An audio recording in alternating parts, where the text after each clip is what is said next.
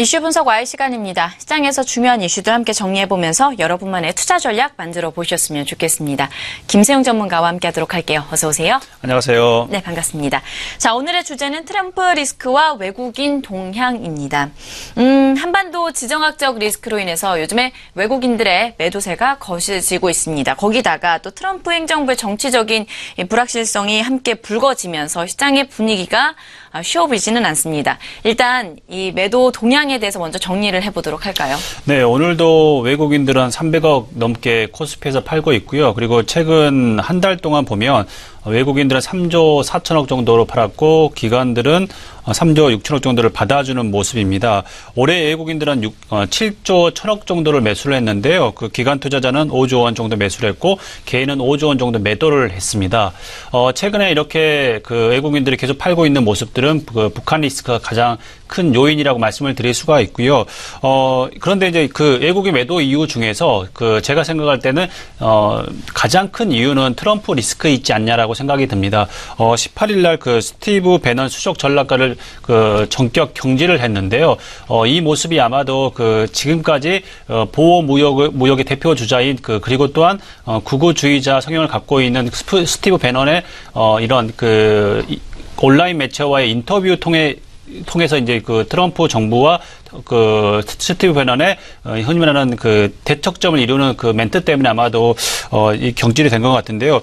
스티브 배넌 같은 경우는 주한미군 철수와 북한 문제에 대한 군사적 해법이 없다라고 이제 그 인터뷰를 했는데요. 이 문제는 결과적으로 트럼프 같은 경우는 지금까지 북한의 문제를 군사적으로 해결할 수 있다라고 계속 주장을 했는데 수석 전략가가 이런 그 온라인 매체 이런 이야기를 하게 되면서 이제 불협화음이 있지 않냐라고 해서 시장은 그렇게 본 것 같습니다. 그렇게 되면서 이제 스티브 배넌 그 수석 전략가는 이제 해임이 됐고요.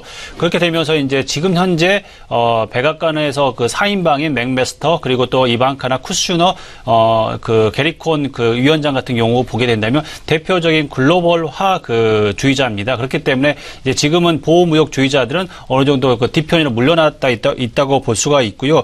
이렇게 됨으로써 그 지금 현재는 경제 정책이나 안보 정책에서 트럼프가 그 후보 시절에 했던 이야기와 정반대의 결과들이 나오고 있다라고 말씀을 드릴 수가 있습니다. 대표적인 게 이제 어제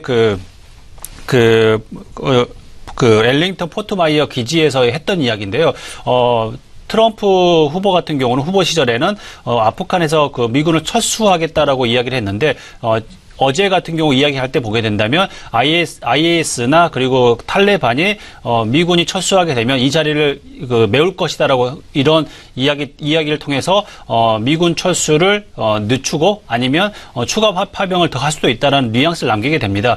지금까지 트럼프 대통령 같은 경우는 후보 시절에 했던 이야기와 지금 현재의 상황들은 많이 다르다라고 말씀을 드릴 수 있기 때문에 이러한 이유로 정치적 불확실성이 점점 커지고 있다라고 말씀을 드릴 수가 있습니다. 네, 그렇다면 이 외국인들의 매도 공세 사실 쉽사리 잦아들 것 같지는 않습니다. 이번 주에도 여러 가지 우리가 생각해 봐야 될 만한 이슈들이 선적해 있잖아요. 언제까지 이어질까요? 당분간은 이어지지 않을까라고 생각이 드는데 네. 규모는 줄어들 것 같습니다. 그 이유는 왜 그러냐면 전쟁을 하려면 그 트럼프 같은 경우는 공화당 내 비주류입니다. 부시 행정부 때는 부시 같은 경우는 이라크 전쟁과 그리고 아프가니스탄 전쟁을 할 수 있었던 이유는 네오콘의 지지를 받았습니다. 그런데 트럼프 행정부 같은 경우는 공화당 내 그 주류인 네오콘의 지지를 받기가 힘들다는 겁니다. 그렇기 때문에 북한에 대한 전쟁, 그 군사적인 전쟁은 하기가 힘들다라고 이제 보고 있는 거고요. 이런 부분 때문에 이제 스티브 배넌 수석 전략가는 온라인 매체에서 이런 이야기를 인터뷰를 했던 것 같은데, 이제 트럼프 입장에서 볼 때는 이제 한 통로를 통해서 가지 않는 모습 때문에 아마 경질을 했던 것 같고요.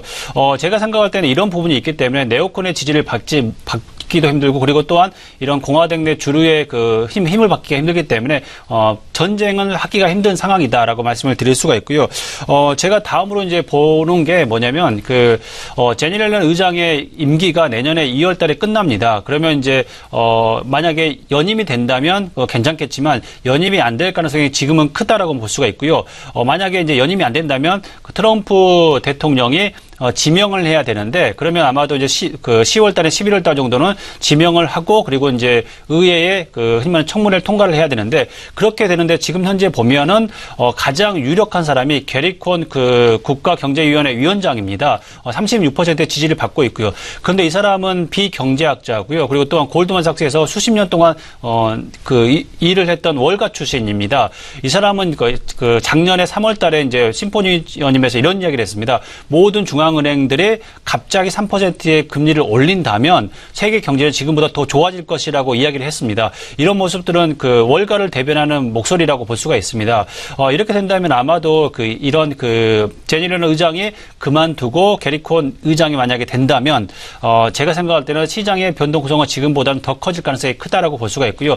그리고 또 최근에 이제 외국인들 같은 경우로 보게 된다면 실적 장세가 끝났습니다. 그런데 향후에 더 뭔가를 주식을 올릴 수 있는 모멘텀이 지금은 부재하다라고 볼 수가 있어서 향후에 이런 뭐랄까 이게 변동성이 많은 것들이 있는데 이런 것들을 대비하기 위해서 지금은 국내 주식을 팔지 않았나라고 보고 있고요. 그런데 이제 우리가 지금 현재 리스크가 굉장히 큰 것 같이 보이는데요. 최근에 금 가격을 보게 된다면 금 가격 같은 경우는 보게 되면 7월 달 이후로 지금 한 7% 정도 상승을 했습니다. 차트에서 보게 된다면 바닥을 찍고 나서 1,200달러에서 지금 현재 1,290달러까지 올라왔는데 지금 그리고 이렇게 된다면 이제 위기가 있기 때문에 대표적인 안전자산인 달러나 금이 올라야 되는데요. 차트를 보게 된다면 달러 인덱스 같은 경우는 이제 고점 101포인트에서 지금은 93포인트까지 떨어졌습니다. 꾸준히 떨어지는 모습들이 보인다는 거는 지금 현재 위기가 있다면 달러랑 금이 같이 올라야 되는데 달러는 떨어지고 금은 오른다는 거죠.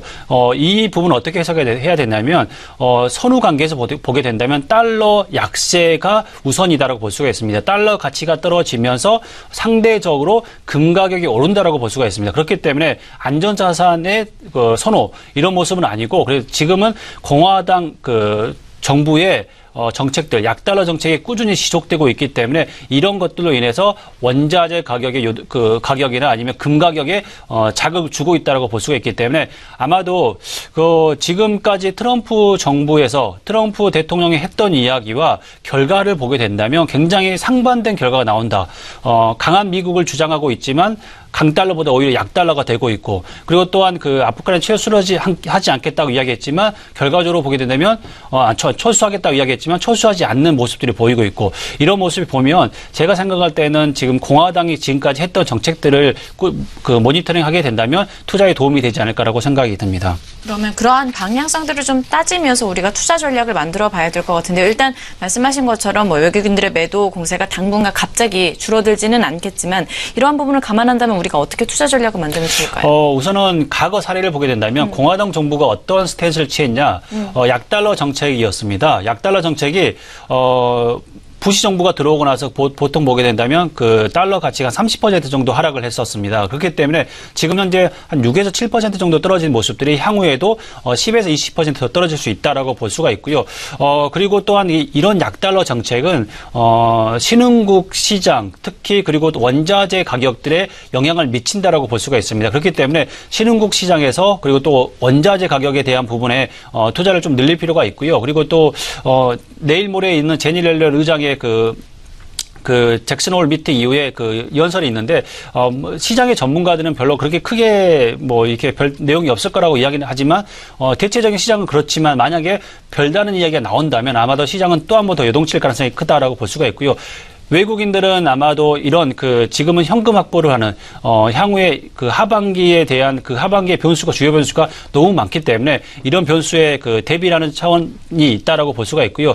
한 가지 더 이제 미국이 금리 인상을 한 번 더 할 수 있는 여력은 있는데 이 금리 인상이 결과적으로 보게 된다면 시장에 미치는 영향보다도 공화당의 정책들이 향후의 스탠스가 계속 유지가 된다면 아마도 신흥국에 대한 투자는 외국인들은 중장기적으로 더 늘릴 것이라고 봅니다. 단기적인 이런 모멘텀 부재로 인해서 팔고 있고 그리고 또한 흔히 말하는 이익을 실현하고 있지만 향후에 중기적이나 장기적으로 볼 때는 아마도 신흥국 주식을 더 사모으는 정책들이 있지 않을까라고 생각이 듭니다. 네, 이렇게 해서 전반적으로 외국인들 투자 동향 흐름에 따라서 우리가 어떤 이슈들 살펴보면 좋을지 정리를 좀 해봤고요. 투자 전략으로 만들어 보시면 좋을 것 같습니다.